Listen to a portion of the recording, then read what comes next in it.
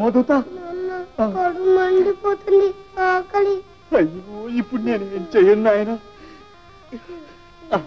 ఇదిగో మంచినీళ్ళు కాస్త పుచ్చుకోనాయన. అవ్వా నీళ్లు పోసి పెస్తున్నాడు పెళ్ళాం పిల్లలు ప్రయోజకుడు.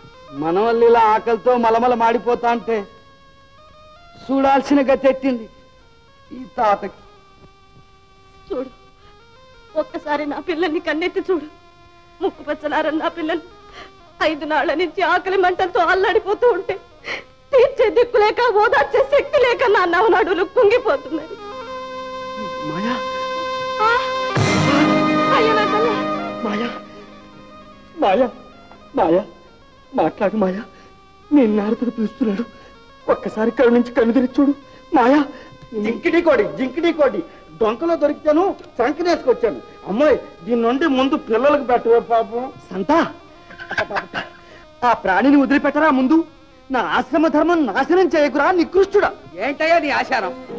అపోసుకం తెలియని మా పిల్లని అన్నిందాలో అన్యాయం చేసి ఇలా ఆకలితో చంపేయటం నీ ఆచారమా? కాకపోతే అన్నమో రామచంద్ర అని తెలిపాడి పత్రపడి సత్తూ ఉంటే చేతగాక సూత్తు కూర్చోడం ఆచారమా? లేకపోతే డొక్కలండి పిల్లోళ్ళు గోలు పెడతా అంటే గోళ్ళు గిల్లుకుంటా కూర్చోవటం ఆచారమా? మరి అంటే నీ కూడెట్టాలో మా కూడ తిననియో మమ్మల్ని ఇట్ట మార్చి చంపడమని ఆచారమా? పోనీ మనం తినొద్దులే పిల్లల కన్నా పెట్టిని. చూడు ఆకలితో ఎలా అల్లాడిపోతున్నారు.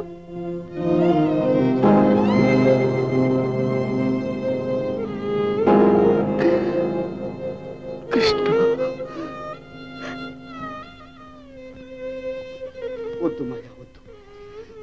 జీవహింస మహాపాపం. ఆపదలు సంభవించినప్పుడే మనం ఆత్మశక్తిని ప్రదర్శించాలి. జీవితం క్షీరసాగర మధురమై సంక్షోభించినప్పుడే అమృతతుల్యమైన మనోనిగ్రహాన్ని అలవర్చుకోవాలి. నా మాట విను మాయా. నీ నెత్తిలేప అమ్మాయి దీన్ని కోసి కూర వండుతాం పదవే. ఏం చేస్తాడో చూస్తాను.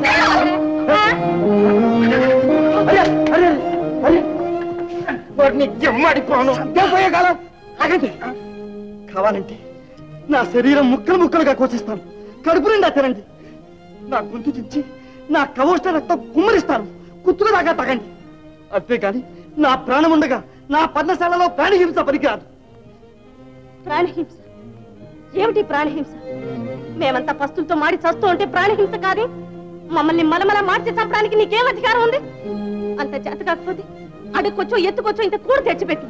లేదా నన్ను నా పిల్లల్ని గొంతు పిసికి చంపై. నీ బరువు మా బాధ రెండు వదిలిపోతాయి. ఓ చంపు చంపు. ఆగుమాయా ఆగు.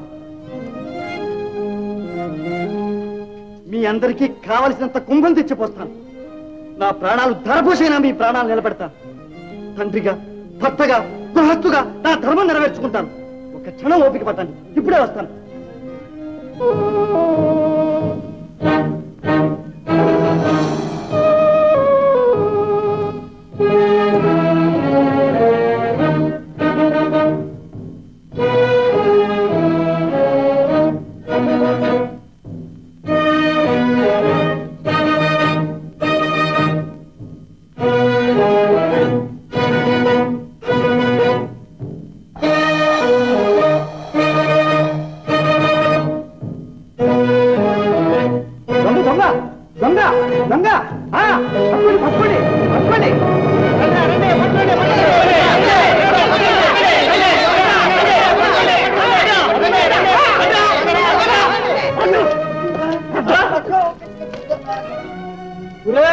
మన నారదయ్యరా మోరిద్దరిద్దరు నారదయ్య.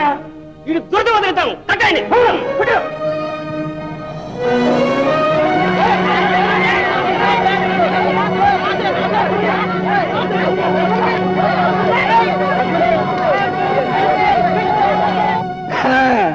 ఏ దొంగతనం చేశావా? చేశాను. ఎందుకు చేశావు? అయ్యో సంసారం సరిగ్గా నడపలేక. ఏ మీరు అందరూ సంసారం చేయట్లేదు? నా మాట వినండి. పిల్లల ఆకలి బాధ చూడలేక చేశాను. జరగకపోతే అడుక్కోలేకపోయావు. మేమంతా ముద్దపడద్దు. అయ్యో అరే సంపెట్టుండరే. ఇవి సత్తే నా దేవుడిచ్చి సత్తాడు అంట.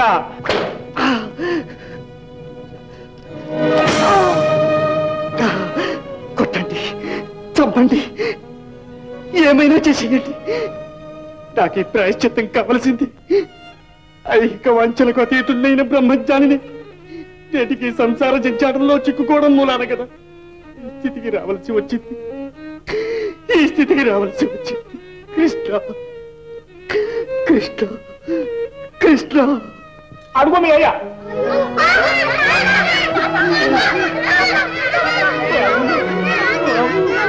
అయ్యో నా అప్పు, నా అప్పు, నా అప్పు. ఈ దొంగ నాన్నేటి దొంగతనం చేస్తే మాత్రం మా నాన్నగాడు నీళ్ళల్లో చాకరీ చేసి ఈ తప్పును చెల్లిస్తాం. మా నాన్నను వదిలిపెట్టండి. పిల్లలకున్న బుద్ధి పెద్దోడికి లేకపోయింది. ఇచ్చే రై, వీళ్ళ ముఖం చూసేనా విడిచిపెట్టండి రా. నువ్వు ఎలాగా చెడిపోయావు. దొడ్డ బుద్ధి గల పిల్లలు ఆళ్ళనే చెడగొట్టు. జాగ్రత్తగా బతుకు. కృష్ణ కృష్ణ ఎందుకు నాన్న దొంగతనం చేసావు? నేను చచ్చిపోతాను భయం వేసింది. పోతే నాన్న పరువు పోకూడదు కదా నాన్న. కాదు బాబు, కాదు. అంత పురాకృత కర్మన్నా చచ్చినా బాగుండే. ఒక్కేడు పేసి ఊరుకుండేవాళ్ళం. అత్తయ్య, మా గూడెల్లో కుక్కలు కూడా దొంగతనం చేయం. అంత పిల్లల్ని పోషించే పురుషత్వం లేకపోతే వాళ్ళకి గొంతు బిస్కెట్ చంపలేకపోయావు. ఈ పాడు పని చేసే కంటే మాయా తప్పుడు పనులు చేసి గొప్పగా బతికిన ఈ గుడిలో మమ్మల్ని బతికుండగానే చంపేశావు. చేసి సిగ్గులేదు. చింత చెట్టు కట్టేసి సీతకు పొడిచారుగా, అప్పుడే సచ్చింది ఈడు చిగ్గు. అపోయ్, మా గొప్ప తప్పు చేసావా ఈ దొంగని కట్టుకుని. కృష్ణ సిగ్గులేదు నాన్న పిలవడానికి. పదండి లోపలికి. రండి రండి.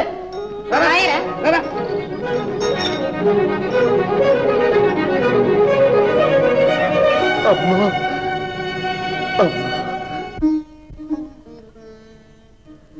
స్వామి, మన నారదుడు తడిపెడి బిడ్డల్ని కానీ సంతానాన్ని పోషించలేక నీచమైన చోర వృత్తికి కూడా పాల్పడి ఎలా అవమానింపబడుతున్నాడో చూసారా? నేనంతా గమనిస్తూనే ఉన్నాను దేవి. ఒకప్పుడు మన కుమారుడు తనకు వివాహమే వద్దని నీతో ఎలా వాదించాడో చెప్తలేదా? ఉన్నది దేవి.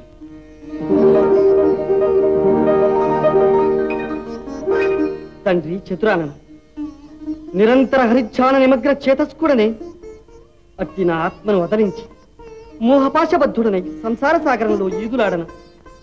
వద్దు తండ్రి, వద్దు. నారద, త్రిమూర్తులం సహితం వివాహమాడి దాంపత్య ధర్మాన్ని నిర్వర్తిస్తూ లోకపాలన చేయడం లేదా?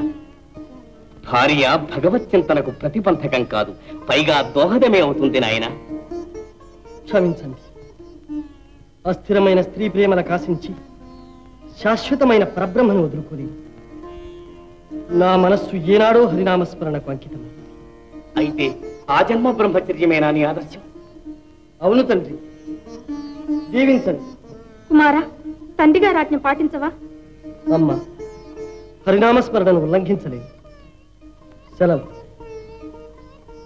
నారదా, కుమారా. నారదా, ఆజ్ఞ. మోహిని, నీ అందసందాలతో, వలపులతో, వయ్యారంతో మా నారదుని మనస్సు కరిగించి కళ్యాణానికి ఒప్పించాలి. ఆజ్ఞ. ఏకాంతంగా ఉన్నాడు, ఇదే సమయం.